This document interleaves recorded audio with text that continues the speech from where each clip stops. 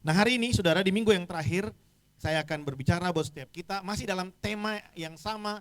Di bulan ini kita sedang belajar tentang the chosen generation atau umat pilihannya Allah, umat yang dipilih oleh Allah. Coba ada berapa banyak yang menyadari bahwa saudara ada hari ini karena Tuhan pilih saudara. Amin. Saudara, kita ada hari ini karena Tuhan pilih kita. Nah hari ini kita akan belajar bersama-sama kehidupan, bagaimana kehidupan orang-orang yang dipilih oleh Allah dari konteks 1 Petrus pasal yang kedua, ayat yang pertama sampai dengan ayat yang ke-10. Kita akan mulai dari sini, pemilihan Allah atas kita. Mulai dari kitab Kejadian pasal yang pertama, ayat yang ke-26, saya ajak kita baca bersama, 1, 2, 3. Berfirmanlah Allah, baiklah kita menjadikan manusia menurut gambar dan rupa kita, supaya mereka berkuasa atas ikan-ikan di laut, dan atas burung-burung di udara, dan atas segala binatang yang merayap di bumi.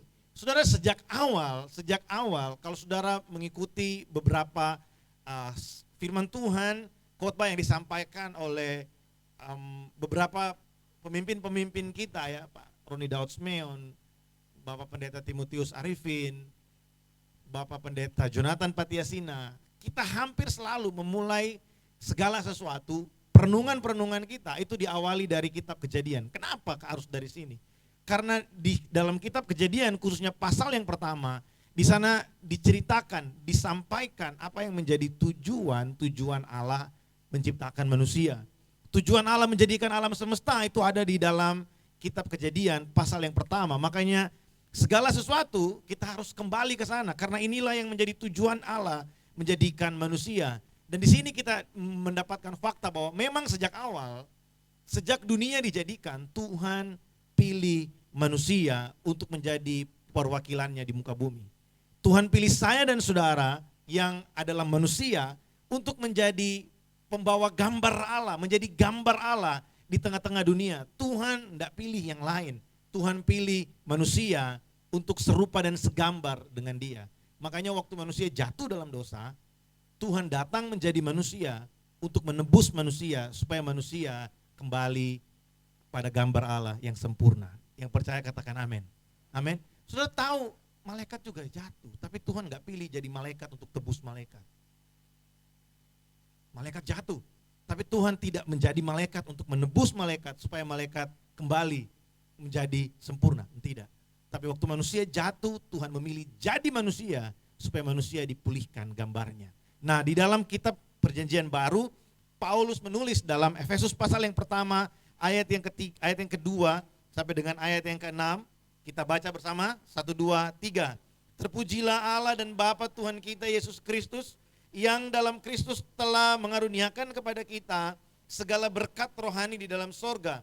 Sebab di dalam Dia Allah telah memilih kita sebelum dunia dijadikan, supaya kita kudus dan tak bercacat di hadapannya. Dalam kasih Ia telah menentukan kita dari semula oleh Yesus Kristus untuk menjadi anak-anaknya sesuai dengan kerelaan kehendaknya, supaya terpujilah yang dikaruniakan kepada kita di dalam Dia yang dikasihinya. Saudara, Rasul Paulus berbicara tentang pemilihan Allah di sini terhadap manusia, dan dia memberikan penjelasan yang mungkin membuat kita lebih paham apa yang dimaksudkan dalam kitab Kejadian tadi. Dikatakan di dalam Dia Allah telah memilih kita sejak semula supaya kita kudus dan tak bercacat di hadapannya. Jadi sejak awal memang Tuhan memilih kita, memilih manusia supaya pada akhirnya manusia itu mendapatkan gambar Allah yang sempurna di dalam kehidupannya. Itu rencana awal Allah. Saya mungkin berbicara tentang ini berkali-kali di tempat ini, tapi saya perlu untuk mengingatkan kembali, bukan hanya untuk kepada diri saya, tapi juga buat setiap kita, bahwa begini, tujuan Allah buat kita untuk menjadi serupa dengan Dia. Kita harus betul-betul memahami hal itu. Tujuan Allah menjadikan manusia supaya manusia itu bisa menjadi serupa dengan Dia. Sejak awal itu rencananya Allah. Tuhan tidak pernah ganti rencana. Rencananya sama, dan kalau ada yang tanya, kenapa Tuhan pilih manusia? Sedangkan Tuhan sendiri dalam kemahatauannya, Tuhan tahu manusia itu punya kelemahan. Dalam kemahatauannya Tuhan, Tuhan tahu manusia itu penuh dengan keterbatasan, Tuhan tahu. Tapi kenapa Tuhan pilih manusia? Jawabannya ada di kalimat yang terakhir. Supaya terpujilah kasih karunia-Nya yang mulia, yang dikaruniakannya kepada kita di dalam Dia yang dikasihinya. Jadi, kalau hari ini Tuhan percayakan kita untuk kita bisa mengenal Dia. Kalau hari ini Tuhan bisa percayakan kita untuk kita bisa memanggil Dia Bapa, itu tidak ada sama sekali, bukan adalah hasil prestasi kita. Tapi pujian semua hanya buat Tuhan yang memiliki kasih yang mulia, yang besar, yang dicurahkan buat kita. Karena memang sejak awal Tuhan mau kita sedekat itu dengan Dia. Saudara coba renungkan, waktu Tuhan bikin Eden, Tuhan sengaja hanya menempatkan manusia, Adam dan Hawa di taman itu bersama dengan para binatang yang lain, binatang-binatang yang ada di situ. Dan Tuhan hanya kasih pesan kepada mereka supaya mereka mengusahakan, melipat gandakan. Kalau bahasa Indonesia bilang ayat yang ke-28 itu beranak cuculah. Bahasa Inggrisnya bilang apa? Be fruitful and multiply. Berbuah, menghasilkan sesuatu yang baik di situ. Dan bermultiplikasi dan berlipat ganda di situ. Tuhan memang ingin spend time dengan manusia sejak awal. Kalau kita belajar dari beberapa literatur, kita tahu bahwa Eden itu artinya the presence of God. Eden itu artinya hadiratnya Tuhan. Jadi sejak awal memang Tuhan mau supaya kita ini memiliki keserupaan dengan Dia dan tinggal di dalam hadiratnya.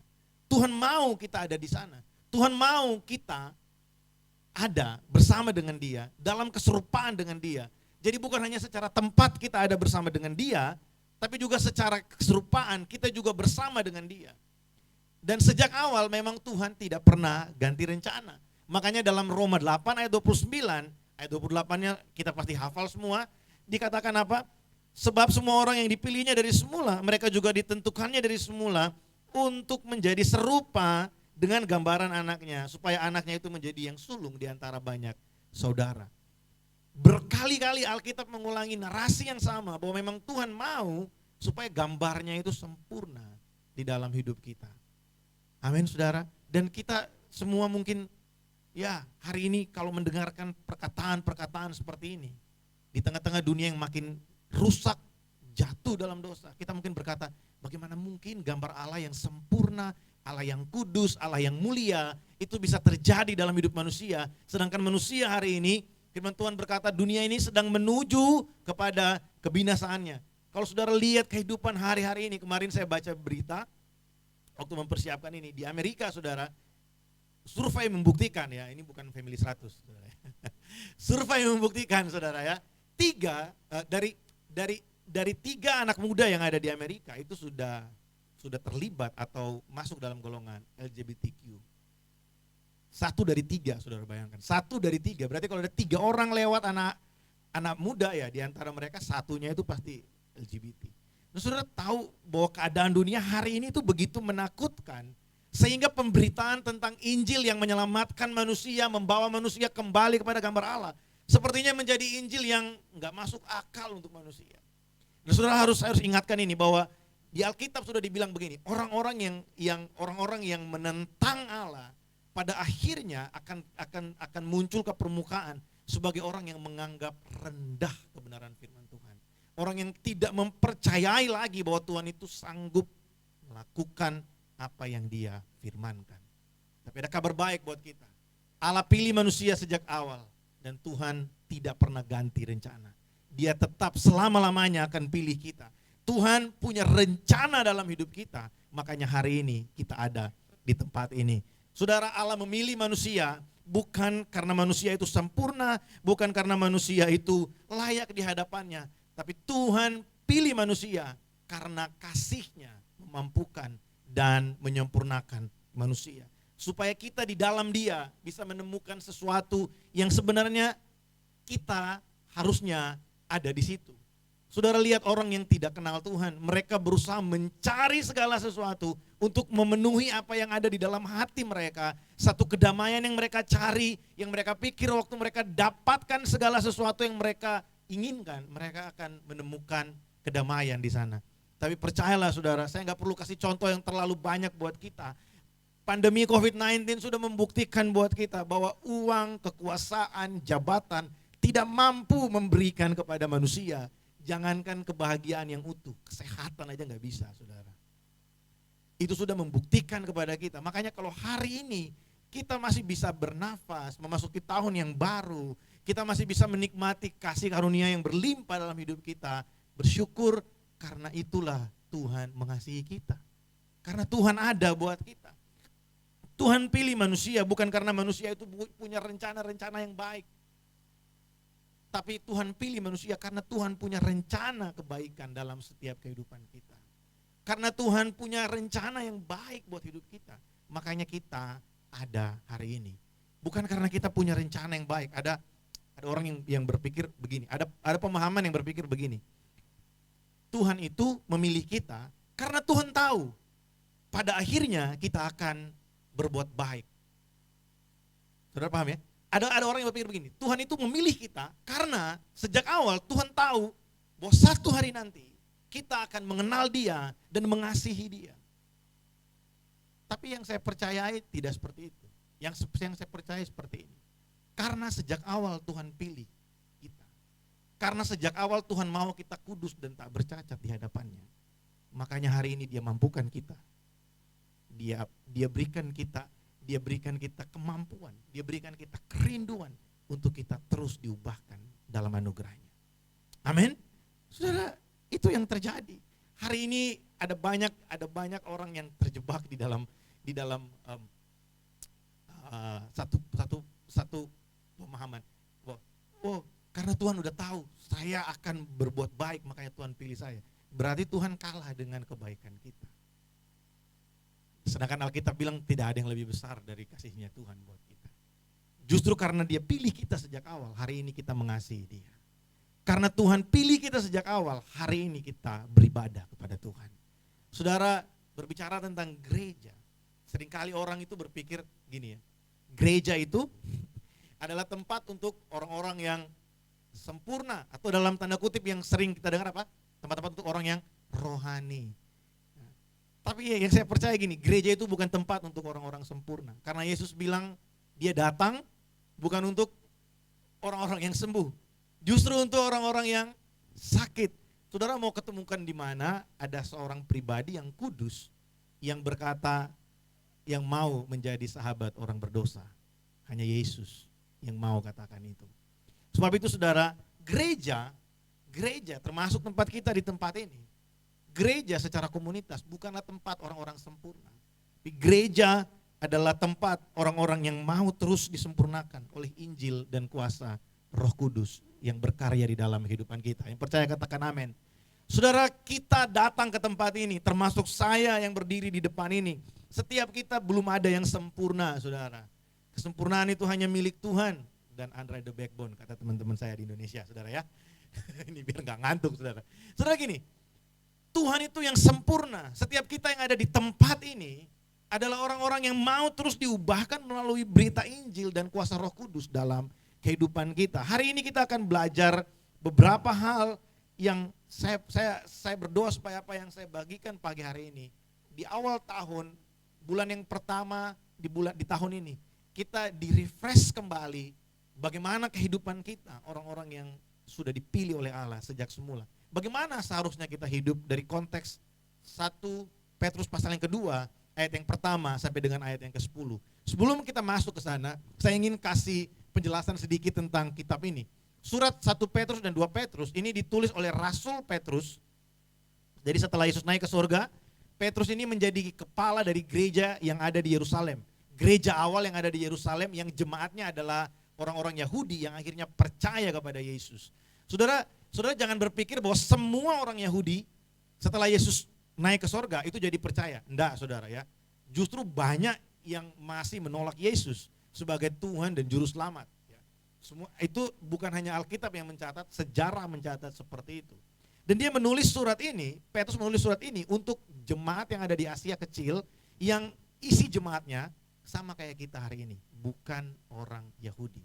Mereka adalah orang-orang Romawi, orang-orang Yunani yang tinggal di daerahnya, tapi mereka sudah menerima kabar keselamatan, mereka menerima Injil, dan akhirnya mereka percaya kepada Yesus sebagai Tuhan dan Juru Selamat. Dan problemnya adalah, karena pada saat itu ada banyak sekali filsafat-filsafat, pengajaran-pengajaran, penyembahan dewa-dewi yang menguasai kerajaan Roma, sehingga orang yang percaya kepada Yesus itu mengalami penganiayaan yang begitu berat, penganiayaan yang begitu hebat, mereka ditindas luar biasa, sampai ada satu ayat di dalam suratnya Rasul Petrus yang berkata begini, kalau ada orang yang kamu harus menunjukkan ketaatan kepada tuan-tuan yang kamu layani, supaya kalau ada orang yang mempertanyakan imanmu, kamu dapat membela dirimu dengan menunjukkan ketaatanmu.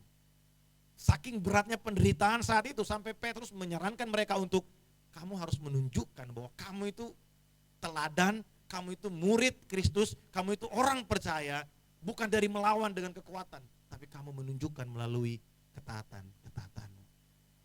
By the way, kita yang ada tinggal di luar negeri, dari mana orang tahu kalau kita ini orang percaya? Kita tinggal di negara yang kita tahu sendiri bahwa Kristen bukanlah agama mayoritas di sini. Dari mana orang bisa lihat nilai kerajaan Allah dalam hidup kita? Bukan dengan perlawanan kita, angkat pedang, kita demo, bukan. Cara yang paling maksimal, cara yang paling efisien buat kita, yang paling baik buat kita adalah dengan menunjukkan cara hidup yang benar, menunjukkan kepada orang-orang di sekeliling kita bahwa ini loh yang Tuhan ajarkan, kita hidup sesuai dengan peraturan yang ada. Nah, itu yang Petrus sampaikan kepada mereka. Makanya di pasal yang kedua, Petrus berbicara tentang apa yang harus mereka kerjakan, sebelum nanti di pasal yang kedua ayat yang ke-10, itu adalah ayat tema kita di bulan ini, ya. Sebab kamulah bangsa yang terpilih, ya, imamat yang rajani, umat kepunyaan Allah sendiri. Tapi sebelum sampai ke sana, kita melihat bahwa orang yang dipilih oleh Allah, yang pertama hidup sebagai manusia baru. Allah memulihkan gambarnya dalam hidup kita melalui Yesus Kristus, yaitu melalui kelahiran kembali. Saudara, ya, kita lihat ayatnya bersama-sama. 1 Petrus pasal yang kedua, ayat yang pertama sampai dengan ayat yang ketiga, saya ajak kita baca bersama-sama, ada di depan ya. Kita baca bersama-sama, 1, 2, 3. Karena itu, buanglah segala kejahatan, segala tipu muslihat, dan segala macam kemunafikan dan fitnah. Dan jadilah sama seperti bayi yang baru lahir, selalu ingin akan air susu yang murni dan yang rohani, supaya olehnya kamu bertumbuh keselamatan. Jika kamu benar-benar telah mengecap kebaikan Tuhan. Saudara perhatikan di situ. Petrus berkata kepada mereka begini, buanglah semua kemunafikan dari kehidupan. Buanglah segala sesuatu yang jahat dari kehidupanmu, dan jadilah seperti bayi yang baru lahir. Waktu beberapa bulan yang lalu, saya berbicara tentang kelahiran kembali, dan saya ingin sekali lagi untuk mention ini buat kita. Saudara, dalam kelahiran kembali dalam hidup kita, itu bukan hanya satu peristiwa yang terjadi, bukan hanya ada pribadi yang baru yang lahir, tapi juga ada pribadi yang mati, kehidupan yang lama yang mati. Kata yang dipakai oleh Paulus oleh Petrus di situ, kata buanglah, itu berbicara tentang sesuatu yang ditinggalkan, yang dilupakan, atau kalau dalam prakteknya, dalam kata kerja itu berbicara tentang suatu tindakan berbalik 180 derajat. Itu berbicara tentang putar balik, saudara, atau U-turn. Jadi Petrus ingin memberikan satu gambaran kepada orang-orang yang ada di sana bahwa begini, kalau kamu hidup sebagai orang yang dipilih oleh Allah, kamu harus menunjukkan perubahan yang nyata dari kehidupanmu. Kamu harus restart kehidupanmu menjadi seperti bayi yang baru lahir. Saya sengaja mention di situ dalam English versionnya, dikatakan like a newborn infant, long for the pure spiritual milk, that by it you may grow up into salvation. Saudara, keselamatan yang dimaksudkan oleh Petrus di sini berbicara tentang kehidupan yang bertumbuh. Saudara masih ingat di 2 bulan yang lalu, bulan November kalau saya tidak salah, saya ada sharing buat kita bahwa keselamatan, seringkali kita hanya berbicara, kita pikir keselamatan itu ketika kita masuk surga. Tapi sebenarnya keselamatan yang dimaksudkan oleh Alkitab yang kita sudah baca tadi, Roma 8:29 berbicara tentang keserupaan dengan Allah. Keselamatan itu tidak terjadi satu kali dalam kehidupan kita. Memang ada momennya kita diselamatkan waktu kita percaya Yesus. Tapi perubahan yang membawa kita kepada keselamatan yang seutuhnya, itu namanya kelahiran kembali. Lahir baru itu bukan satu momentum yang terjadi hanya satu kali dalam hidup kita, saudara. Lahir baru itu terjadi setiap hari dalam hidup kita. Keselamatan itu terjadi berkali-kali dalam hidup kita, yang membawa kita semakin hari, kita semakin serupa dengan sang keselamatan itu. Siapa dia? Yesus Kristus. Hari ini mungkin waktu kita kenal Tuhan, yang diselamatkan duluan cara bicara kita. Yang dulunya penuh dengan kata-kata yang kotor, kata-kata yang suka membohongi orang dan lain sebagainya. Kita diubahkan, kita mengalami keselamatan di cara bicara kita, di perkataan kita. Mungkin waktu kita diselamatkan di perkataan kita, pikiran dan hati kita belum.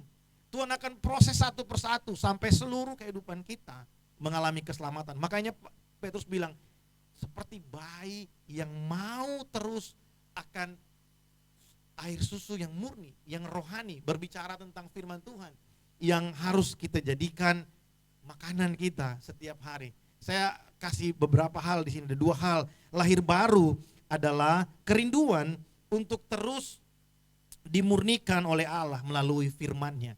Waktu kita mengalami untuk pertama kali, kita percaya Yesus. Nah, hari ini saya tahu di antara kita semua tidak ada yang baru lahir baru.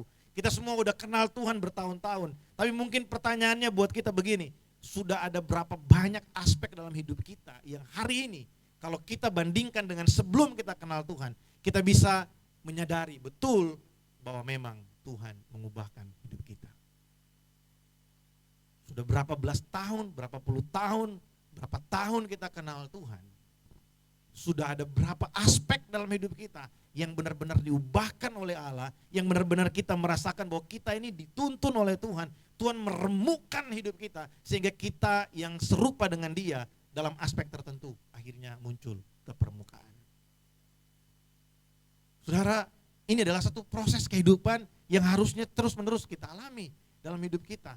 Saya percaya sekali bahwa kehidupan orang yang sudah dipilih Allah sejak semula itu pasti mengalami perubahan. Pasti mengalami perubahan. Pasti. Kita pasti dibawa semakin hari semakin berubah. Dulu saya nggak mengerti apa yang dituliskan oleh Raja Salomo dalam kitab Amsal. Jalan hidup orang benar seperti rembang tengah hari. Yang semakin hari itu seperti matahari yang dari pagi bersinar sampai makin terang di siang hari. Saudara, ada orang bilang gini, kehidupan itu berputar. Kadang kamu ada di atas, kamu ada di bawah. Itu untuk orang yang gak kenal Tuhan. Tapi buat kita yang kenal Tuhan, kehidupan kita itu dari pagi kita akan semakin terang sampai kita berjumpa dengan terang yang abadi, dengan terang yang sempurna. Siapa namanya? Yesus Kristus. Kasih tepuk tangan sorak-sorai bagi Allah kita. Saudara, kita perlu menyadari ini bahwa kehidupan kita di dalam Kristus adalah kehidupan yang semakin hari semakin terang, kehidupan yang semakin hari semakin berubah melalui perenungan akan firman Tuhan. Saya dorong setiap kita, saudara, di tahun ini, mumpung masih awal tahun, saudara, mari bangun kebiasaan untuk membaca firman Tuhan. Baca firman Tuhan. Baca firman Tuhan. Renungan harian yang saudara baca setiap hari, morning devotion, breakfast yang saudara terima firman Tuhan setiap hari, ya, bahan-bahan renungan tidak dapat menggantikan pembacaan Alkitab pribadi kita. Jangan kita jadikan itu sebagai pengganti dari pembacaan Alkitab harian kita. Saudara, firman Tuhan itu seperti makanan, ya, yang kita olah sendiri, kita renungkan sendiri waktu kita baca Alkitab. Waktu kita baca renungan harian dan lain sebagainya, itu makanan yang dimasak orang lain yang kita makan. Bahasa sederhananya seperti itu. Ya, kita perlu membangun ini. Saya mau dorong setiap kita untuk ayo kita bangun kembali. Kalau sudah mungkin 2023 kita sudah baik, ayo kita tingkatkan di tahun ini. Kita renungkan firman Tuhan. Benar-benar firman Tuhan menjadi sesuatu yang menutrisi kehidupan kita. Saudara, yang kedua, kelahiran kembali adalah sesuatu yang terjadi terus menerus. Itu adalah titik balik yang terjadi terus menerus. Saudara, kalau saya analogikan seperti mobil saudara ya. Saudara pernah nggak lihat ada mobil habis muter balik, jalan belum sampai 2 kilo, muter balik lagi. Nanti belok kiri, nanti belok kanan, akhirnya balik lagi ke jalan yang sebelumnya. Saudara, kehidupan kita di dalam Tuhan, mungkin waktu dengar analogi tadi, sepertinya kita berpikir, wah lucu ya. Tapi memang sebenarnya kehidupan kita seperti itu, saudara. Karena kita ini penuh dengan keterbatasan dan kelemahan. Seringkali kita ini udah muter balik, nanti kita lihat di sebelah kiri, kayaknya ada yang bagus nih, kita ke kiri dulu. Tanpa sadar kiri itu sebenarnya kirinya agak ke kiri, jadi akhirnya kita balik lagi. Dan Tuhan perlu untuk membuat kita kembali lagi. Tapi yang pasti begini, dalam anugerahnya Dia akan bawa kita untuk kita berbalik dari kehidupan yang lama. Yang harus kita perhatikan gini, mobil itu tidak boleh berhenti berjalan. Hidup kita harus terus berjalan. Saudara, ada satu ilustrasi yang sudah lama sekali. Saya nggak tahu, mungkin jemaat lama masih ingat. Saya pernah kasih ilustrasi ini. Waktu saudara naik mobil pakai Google Maps atau pakai Waze, saudara ya. Jangan naik mobil pakai Google Drive. Salah saudara ya. Sasar nanti saudara. Saudara pakai Waze misalnya, atau saudara pakai Google Maps. Dan kemudian di Maps-nya bilang gini, 300 meter di depan belok kiri. 100 meter di depan belok kiri. Udah tinggal 20 meter nih, 20 meter depan belok kiri. Saudara miss belok kirinya. Saudara ngeyel, enggak, kemarin kalian nggak lewat sini, harusnya kan lurus. Saudara lurus. Kira-kira kalau 3 kali, 10 kali saudara bikin kayak gitu, kira-kira Waze-nya ngambek nggak saudara? Ngomong gitu, kamu kepala batu dikasih tahu belok kiri, nggak belok kiri gitu. Enggak ya saudara ya? Apa yang Waze atau Google Maps katakan? Rerouting. Dia akan buat jalan yang baru sampai kita bisa tiba dengan selamat ke destinasi kita. Saudara, Roh Kudus dalam hidup kita itu seperti itu. Waktu kita memutuskan untuk jalan bersama dengan Dia, kita memutuskan untuk hidup yang baru, kita masuk ke dalam satu kehidupan yang baru, kita mengalami kelahiran kembali untuk pertama kalinya. Sama kayak kita lagi setting maps kita menuju ke keserupaan dengan Allah. Dalam perjalanannya Tuhan sering kasih tahu kita belok kiri. Cuma kadang kita ini kalau nyetir suka lihat kiri kanan, saudara ya. Akhirnya kita banyak kali kesasar, tapi Roh Kudus itu setia. Tadi pujian yang kita nyanyikan apa? Dia setia, Dia mulia dulu, sekarang, dan sampai selama-lamanya. Amin. Saudara, Tuhan menuntun kita melalui firman-Nya. Oleh sebab itu yang pertama saudara, kehidupan orang yang dipilih oleh Allah adalah kita harus hidup dalam kehidupan yang baru melalui firman Tuhan. Mari kita renungkan firman Tuhan. Mari kita jadikan firman Tuhan sebagai nutrisi kehidupan kita. Yang kedua saudara, kehidupan orang yang dipilih oleh Allah adalah kehidupan yang hidup sebagai rumah persembahan. Kita baca bersama-sama ayatnya, 1 Petrus pasal yang kedua ayat yang kelima, 1, 2, 3. Dan biarlah kamu juga dipergunakan sebagai batu hidup untuk pembangunan suatu rumah rohani bagi suatu imamat kudus, untuk mempersembahkan persembahan rohani yang berkenan karena Yesus Kristus berkenan kepada Allah. Saudara, di dalam ayat ini dalam bahasa Indonesia ada satu kata yang sepertinya terlewat waktu mereka melakukan proses penterjemahan. Saya akan kutip dari bahasa Inggris, English Standard Version, dikatakan seperti ini. Ya, kata persembahan itu di sana menggunakan kata to offer spiritual sacrifice. Saya belajar untuk cari tahu apa sih maksudnya di situ. Saudara, kata sacrifice di situ ya, to offer spiritual sacrifice itu apero ya, tusia. Kata tusia itu punya arti sacrifice, tapi bukan hanya sekedar korban yang dipersembahkan, tapi tusia juga berbicara tentang victim atau korban yang mengalami sesuatu yang tidak enak dalam kehidupan. Saudara, waktu kita melihat ayat ini, ya, kita harus melihat konteks dari apa yang sedang kita baca di kitab ini ya, 1 Petrus ini. Sekali lagi Petrus menulis surat ini untuk orang-orang yang sedang mengalami penindasan yang luar biasa. Kalau saudara mau mengetahui penindasan yang mereka alami, mereka mengalami penindasan yang sampai membuat mereka pada akhirnya meninggalkan iman mereka. Mungkin ini jarang kita dengarkan di Malaysia, saya nggak tahu. Tapi di Indonesia di beberapa tempat ada banyak orang yang pada akhirnya mau nggak mau, suka nggak suka, harus meninggalkan iman mereka karena penindasan. Kalau nggak ya tewas, saudara. Tapi saudara, yang saya mau kasih tahu begini, waktu Petrus menulis ini, dia mau kasih tahu begini, waktu kamu mengalami penderitaan karena kamu percaya kepada Kristus, waktu kamu mengalami penderitaan karena imanmu, kamu sedang menjadi rumah persembahan yang berkenan di hadapan Allah. Saudara, penderitaan untuk orang percaya, penderitaan buat orang percaya, itu adalah bukan korban, itu adalah panggilan ilahi. Saya dan saudara dipanggil untuk menderita, tapi penderitaan yang dimaksudkan oleh Petrus bukan penderitaan kemiskinan karena kelalaian kita, bukan penderitaan karena kesalahan kita. Penderitaan yang dimaksudkan oleh Petrus adalah begini, waktu kamu pegang imanmu dan kamu diperlakukan tidak adil, kamu dipersekusi, kamu mengalami satu penindasan karena kamu percaya kepada Kristus.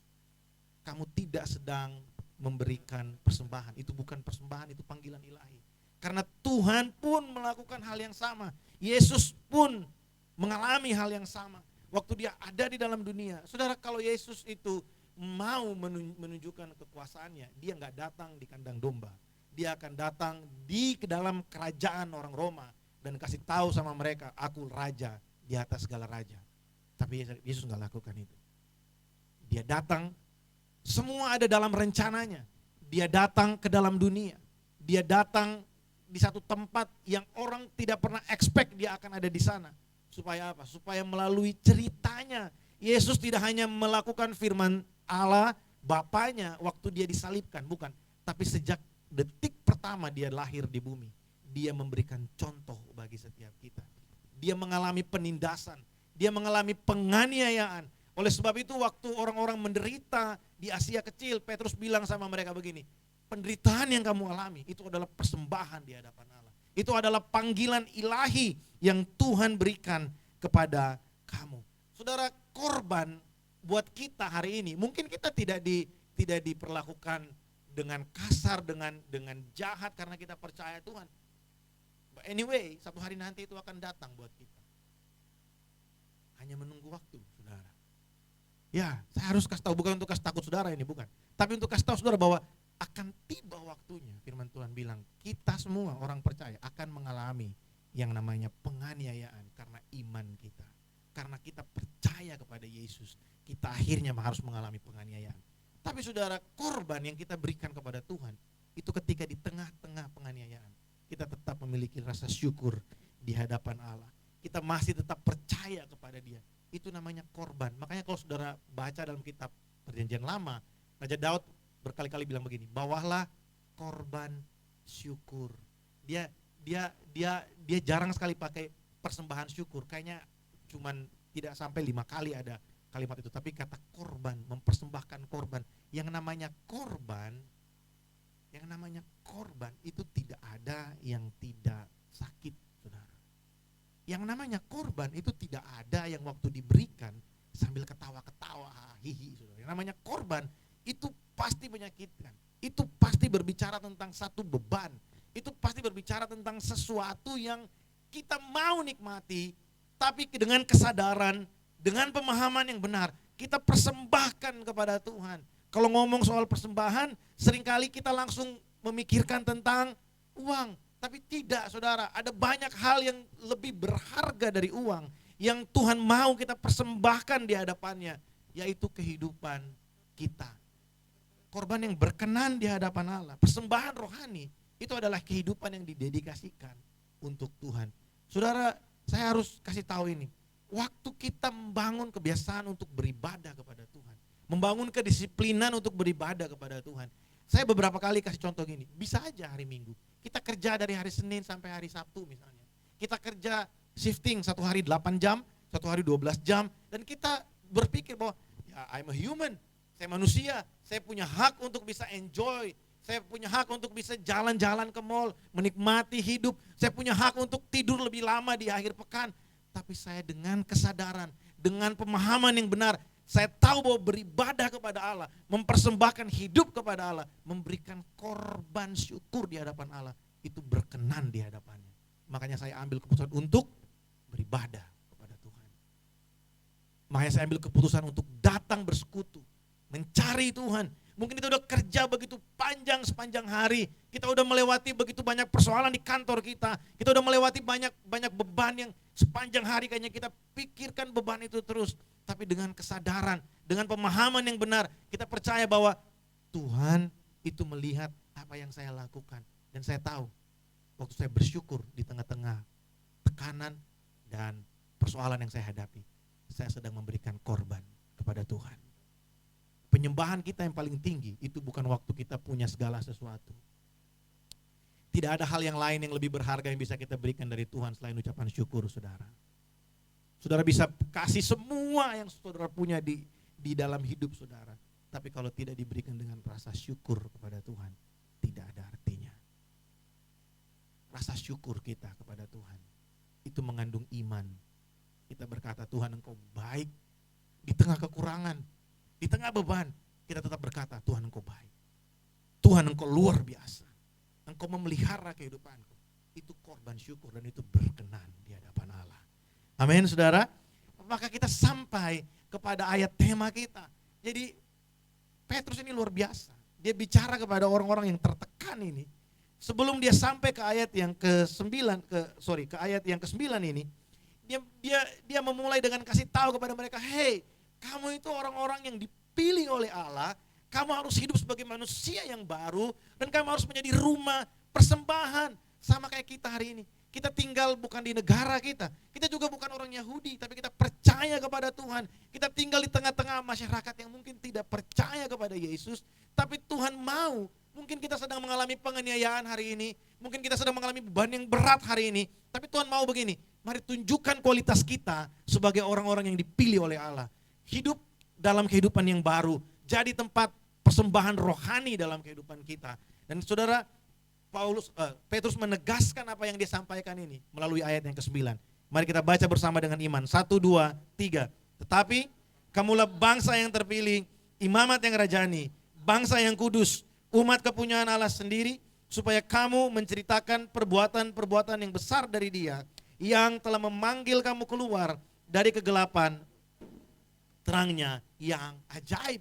Saudara, Rasul Petrus berbicara buat setiap kita pagi hari ini. Kamu adalah bangsa yang terpilih. Kamu adalah imamat yang rajani. Kamu adalah bangsa yang kudus. Dia mengingatkan kita sekali lagi. Kalau hari ini mungkin setelah melewati tahun yang lalu, kita berpikir hari ini, bagaimana kita bisa menghidupi hidup yang benar. Saudara, ada banyak kali di pikiran saya pikir gini, gimana sih caranya saya bisa rubah kehidupan saya. Dan akhirnya saya menyadari begini, kita gak bisa rubah kehidupan kita. Hanya Tuhan yang bisa rubah kehidupan kita. Gimana caranya Tuhan rubah kehidupan kita? Dengan membuat kita disiplin, mencari Dia, membangun kehidupan yang disiplin, membangun kedisiplinan rohani. Melalui itulah kita diubahkan. Saudara, tidak ada jalan yang singkat untuk kita bisa serupa dengan Kristus. Saya percaya betul tidak ada pengurapan, tidak ada yang bisa seperti ini, saudara. Ada orang yang percaya begini, udah kamu kalau udah didoakan altar call, kamu rebah. Sebelum kamu rebah mungkin kamu malas. Waktu kamu bangkit, waktu kamu udah didoakan, kamu mulai besok kamu jadi rajin seterusnya. Gak ada, saudara. Ya, kerajinan, ketekunan itu melewati proses yang panjang luar biasa. Kesetiaan itu melewati proses yang panjang luar biasa. Saya mau kasih tahu buat saudara, kadang-kala di tengah-tengah proses kita sepertinya mau give up aja. Kita gak usah ngomong terlalu, Tuhan itu tidak kelihatan, saudara ya. Kita lihat dari apa yang kelihatan. Kita menghadapi persoalan di kantor kita, di perusahaan tempat kita bekerja, dalam keluarga kita. Ada berapa kali kalau kita mau jujur, kita sepertinya merasa, aku mau give up aja lah. Udahlah, selesai, udah cukup lah. Tapi kalau hari ini kita masih bisa bertahan, saya mau kasih tahu buat saudara, itu karena Roh Kudus di dalam hati kita berbicara, kamu itu udah dipilih sejak awal. Mungkin suaranya nggak begitu terdengar buat kita, tapi kuasanya memampukan kita. Kita seringkali nggak bisa dengar suara Tuhan, tapi kuasanya itu tidak bisa kita dengar, namun kuasanya itu membangkitkan iman kita. Saudara, Tuhan itu memelihara bukan hanya jiwa kita, tubuh kita, Tuhan memelihara roh kita. Tuhan memelihara iman kita dengan cara-cara yang ajaib. Ada berapa banyak dari kita yang pernah ada di situasi yang paling sulit mungkin untuk kita percaya kalau Tuhan itu baik. Tapi dengan cara bagaimanapun, mungkin lewat cara-cara yang kita nggak pahami, kita scrolling Instagram, kita baca sesuatu yang akhirnya melalui itu Tuhan bicara dan iman kita muncul kembali. Kita mendengarkan percakapan orang yang sedang bersaksi tentang kebaikan Tuhan. Kita yang awalnya ragu, akhirnya kita percaya kembali. Saya mau kasih tahu buat saudara, itu cara-cara Tuhan memelihara iman kita.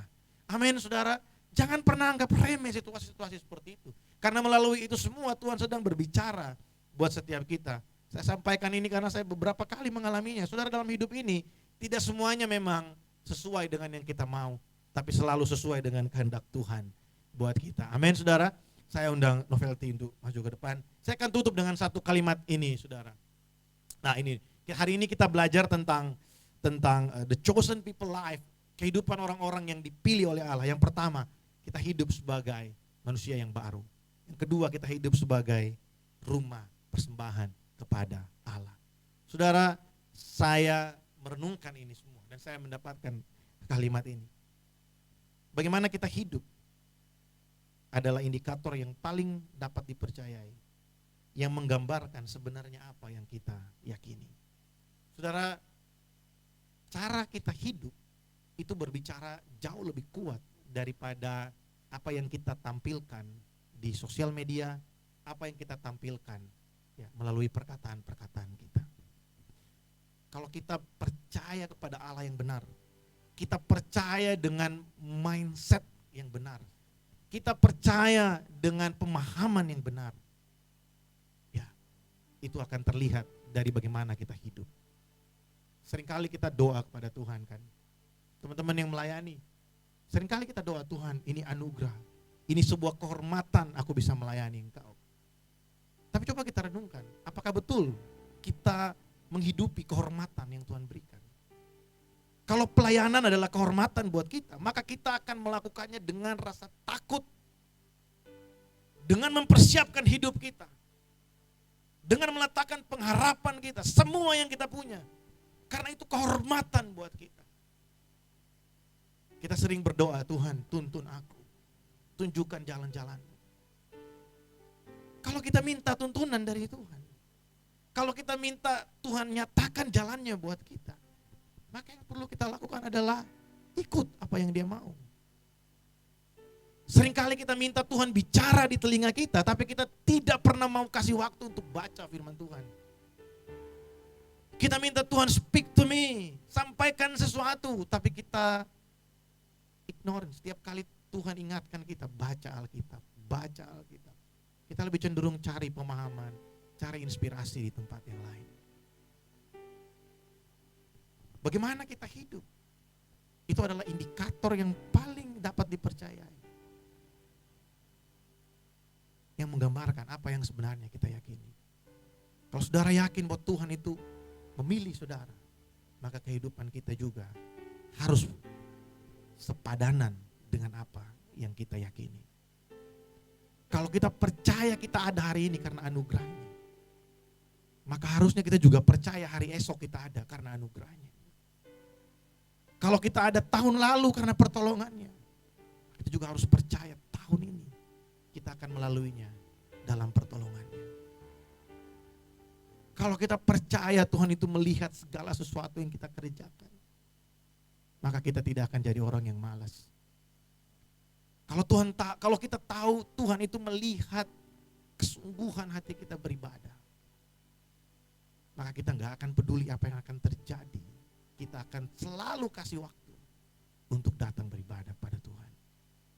Mari kita tundukkan kepala.